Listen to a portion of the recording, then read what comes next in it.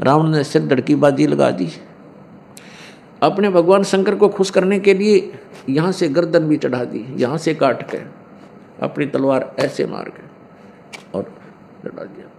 तो जैसा कर्म करेगा उतना फल ये अवश्य देते हैं। तो भगवान शिव ने उसको वो शरीर उसका एज इट इज फिर कर दिया।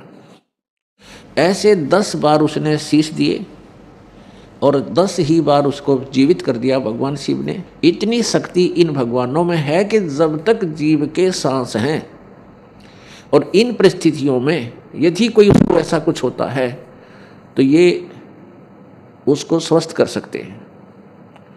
स्वस्थ का मतलब ये नहीं कि उसके जैसे कर्मदंड के कारण कोई रोग है तो रोग नाश नहीं ये कर सकते, वो भोगना ही पड़ेगा।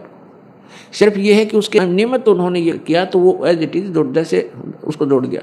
जैसे श्री कृष्ण जी और अर्जुन गए थे मोरध्वज राजा के घर, उनके पुत्र को आरे से चिरवा दिया, मृत्यु होगी, फिर उसको जीवित कर दिया क्योंकि उसके संस्कार थे, अब शेष थे उसके जीवन।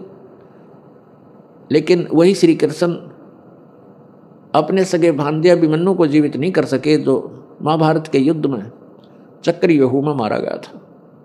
सुभद्रा रो रही थी, श्री कृष्ण रो रहे थे, यानी सुभद्रा श्री कृष्ण की बहन थी, वो जीवित नहीं कर सके क्योंकि अभिमन्यु की आयु इतनी ही थी, उसका प्रारब्ध भी इतना था, इसलिए वो कुछ भी परिवर्तन श्री कृष्ण अर्थात विष्णु नहीं कर सके। श्री कृष्ण यानी विष्णु और शिव और ब्रह्मा ये तीनों एक ही सतर के, एक ही जैसे शक्ति युक्त प्रभु हैं, इनमें कोई अंतर नहीं है। केवल इनके